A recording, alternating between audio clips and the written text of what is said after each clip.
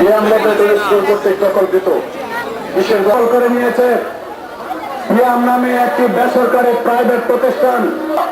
আজকে আমরা মানববন্ধন করতে যাচ্ছি। উক্ত মানববন্ধনে তার শিক্ষার অধিকার থেকে বঞ্চিত করার কোন অধিকার আপনাদের নেই। দুই লাইনে দাঁড়ানোর জন্য শিক্ষার্থী বন্ধুদেরকে লাইনে দাঁড়ানোর জন্য বিনীতভাবে অনুরোধ। আপনারা মানববন্ধনে দাঁড়ান, কিছুক্ষণের জন্য মানববন্ধনে দাঁড়ান।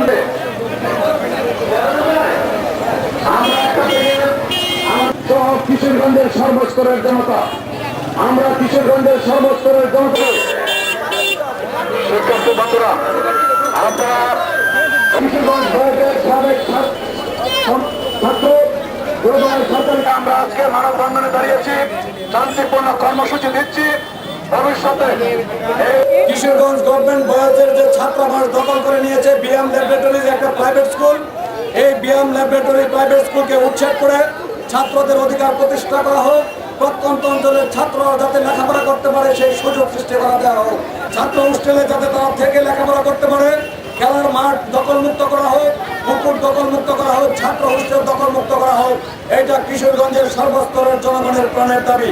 এই বিয়াম ল্যাবরেটরি স্কুল যদি এই 28শে ডিসেম্বরের মধ্যে এই ছাত্রাবাস পরিত্যাগ না করে, তাহলে এই গভর্নমেন্ট হাই স্কুলের ছাত্র, বর্তমান ছাত্র, প্রাক্তন ছাত্র, ছাত্র অভিভাবক এবং কিশোরগঞ্জের সর্বস্তরের জনতা আমরা দুর্বার আন্দোলন গড়ে তুলে এই বিয়ামকে এই জায়গা থেকে চলে যেতে বাধ্য করব।